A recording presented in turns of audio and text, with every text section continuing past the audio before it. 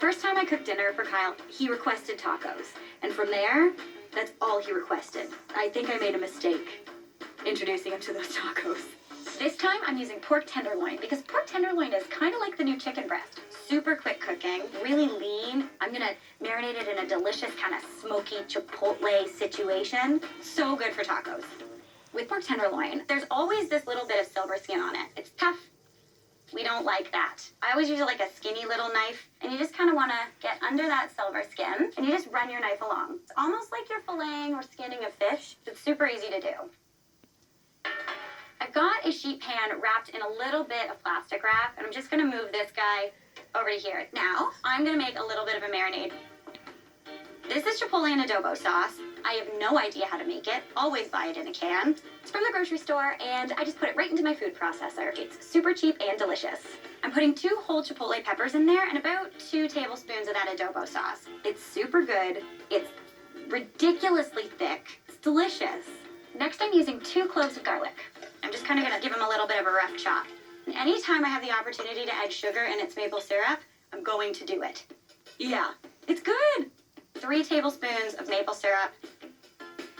And any good marinade should have some sort of acidity in it. So I'm going to use some apple cider vinegar, a tablespoon. For a little more acidity, I'm going to do some lime juice. So I'm using 1 lime. Anytime you're using citrus fruit, always use the zest too. It's all like the flavor of a lime without kind of that sour, lime juiciness. I need a little bit of fresh oregano because it makes Mexican dishes nice and bright and herby. Oregano is really flavorful, so a little goes a long way. But I'm doing 3 tablespoons in this, so we're going oregano crazy. Now I need 1 teaspoon of cumin. Put a little bit of kosher salt in there, and a little bit of black pepper. Now I just have to blitz this bad boy up.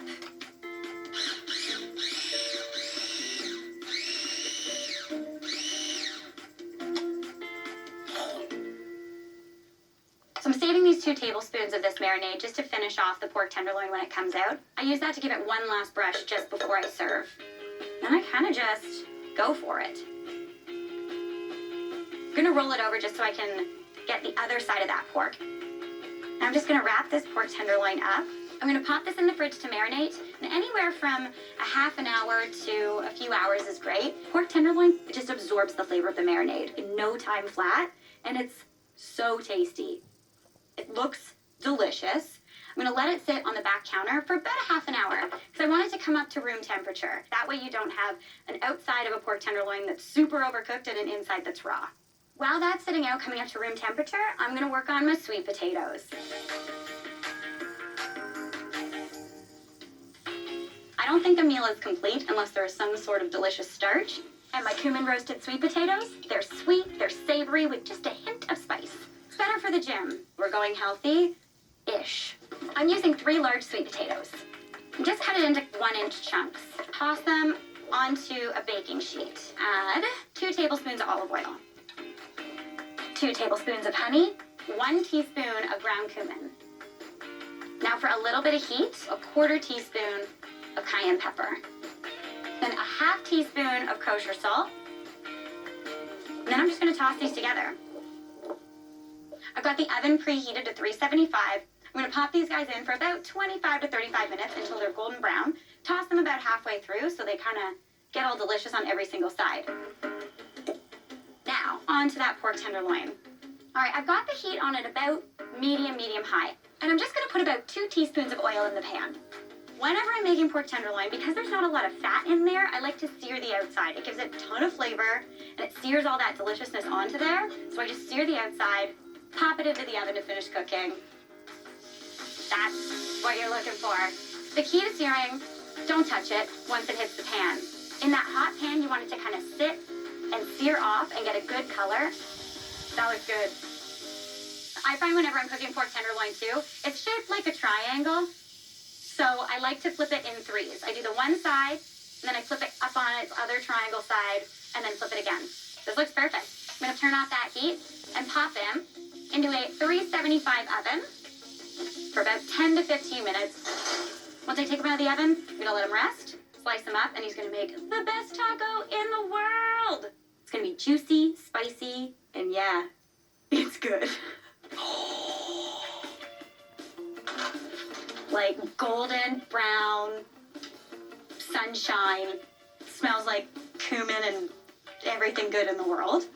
And then the pièce de résistance. Ooh, baby.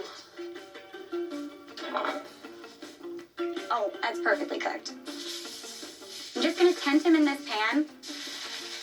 Just let him relax, and he's gonna be juicy and so nice, thinly sliced on those tacos. I'm making a taco feast for my friend Kyle, who has recently become a super healthy workout guy. So far, I've made some savory chipotle pork tenderloin for my spicy pork tacos and whipped up some vitamin-packed cumin roasted sweet potatoes. And what do tacos need? They all need salsa, and I'm taking this salsa to the next level. I love salsa. It is so good. And you can make it fresh and just chop up tomatoes, but no, I'm gonna roast this salsa. It just adds another layer of smoky flavor. I love using Roma tomatoes. They're super meaty, not too juicy. They just hold up their shape really well. The first thing I'm gonna do is chop all these tomatoes in half. I'm just using 3 Roma tomatoes. And then I'm gonna take all this juicy seediness out. I just kind of stick my thumbs in there and zhuzh it all out. When you cook tomatoes, oftentimes those seeds get really bitter, and I do not want a bitter salsa. I'm placing these on a baking tray skin side up because I'm going to char them under the broiler so they get nice and like smoky tasting. All right. I'm also going to put in 1/4 of a white onion, just roughly chopped. And as any good salsa needs, you need some garlic. I'm going to leave the skin on because then the garlic doesn't burn. And finally, I have my handy little jalapeno. You can seed it or not, but I'm going to, because these seeds can be a little spicy. I don't want to make Kyle cry. All right, I'm going to pop these without any oil, with nothing on them, under the broiler for 5 to 7 minutes until they're nice and charred. I like to keep the rack really low. If you put it too close to the broiler element, it burns in about 5 seconds. While those broil, I'm going to get to work on my pork tenderloin. This has been resting for about 10 minutes. It's juicy, and to make it look glistening and wonderful, I saved that marinade made with those smoky chipotles and herbs and garlic. All right, I want to slice it really, really thinly, almost like deli meat slices. The color inside is absolutely perfect. It's a little bit pink, kind of blushy. If you like yours more well done, go for it, but it won't be as good. I can smell all the garlic, and because I hit it with that last little bit of marinade, the garlic is nice and fresh. I'm just going to transfer all of this to my serving plate. That looks perfect. And these sweet potatoes look amazing. The last thing I want to do to them, though, is I love to hit them with a little bit of lime juice at the end. It just brightens them up a little bit, makes them super zesty and delicious. I just use about 1/2 a lime. I'm going to just transfer these sweet potatoes into a bowl. That looks so good. I think my veggies are absolutely perfect. Oh, yeah. They kind of cook down a little bit and get a little bit charred on the top. This is exactly what you're looking for. Now I just have to chop up 1/4 cup of cilantro. These have cooled a little bit, which is great, because I want to get rid of all this skin. All the charred skin, it's just a little bit bitter. And just take off as much as you can get. Don't futz about it too much. I'm also going to pop all of these garlic cloves out of their skin. See? It's cooked. It's mushy, which is exactly what you're looking for. Then I'm just going to transfer all of these into my food processor. I'm also going to add all that cilantro, 1/2 a lime juiced. I just want all that acidity in there. It just brightens up the kind of roasted flavor. And then my all-time favorite ingredient, a little bit of cumin. Just about 1/4 teaspoon. It just gives it a smoky flavor because we took all of those skins off. So I didn't want that roasted flavor. This just amps up that smokiness. Hint of salt. And then we just blitz.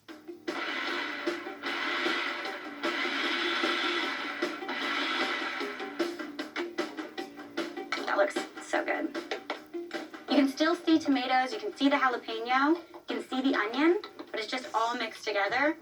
And it's not too watery. I find taking all those seeds out of the tomatoes and roasting them, it makes it a really kind of creamy salsa, and it's just amazing on those tacos. Oh, that's good. Okay. Yeah, that's really good. Oh, it's saucy and bright and smoky. I'm just gonna pop this in the fridge, let those flavors kind of get to know each other.